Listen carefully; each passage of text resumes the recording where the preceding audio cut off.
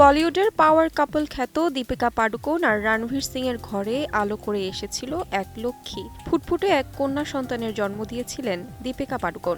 আনুষ্ঠানিকভাবে মেয়ের জন্মের খবর প্রকাশ করার পর থেকেই ভক্ত, অনুরাগী আর সহকর্মীদের শুভেচ্ছার জোয়ারে ভাসছেন তারা। মা হওয়ার পর প্রকাশ্যে দেখা যায়নি দীপিকা পাডুকোনকে। গত মাসে তার অভিনীত সিনেমা সিংহাম অ্যাগেনের প্রচারেও ছিলেন না এই অভিনেত্রী। তবে আড়াল ভাঙলেন দিলজিৎ দোসাঞ্জের এই কনসার্ট দিয়ে। সম্প্রতি লাল রঙের এক পোশাকে ক্যামেরার সামনে এলেন দীপিকা পাডুকোন। সাথে ছিল তার মেয়ে দুয়াও। দুহাতে বুকে আঁকড়ে রেখেছিলেন তার ছোট্ট দুয়াকে। দুদিন আগে দিলজিৎ দোসাঞ্জের কনসার্ট দেখতে বেঙ্গালুরু গিয়েছিলেন এই অভিনেত্রী। আর সেখান থেকে ফেরার সময় মুম্বাই বিমানবন্দরে ছোট্ট দুয়াকে নিয়ে ক্যামেরাবন্দী হলেন তিনি।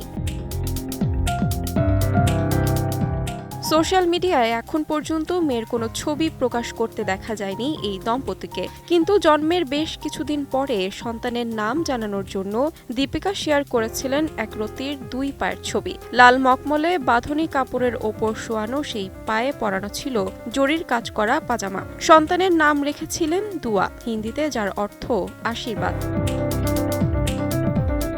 জন্মের পর থেকে মেয়েকে অনেকটা আড়ালেই রেখেছেন এই অভিনেত্রী। সম্প্রতি মেয়ের সঙ্গে ক্যামেরাবন্দী হওয়ার পরও মেয়েকে যেন বুকে জড়িয়ে আড়ালেই রাখতে চাইলেন তিনি।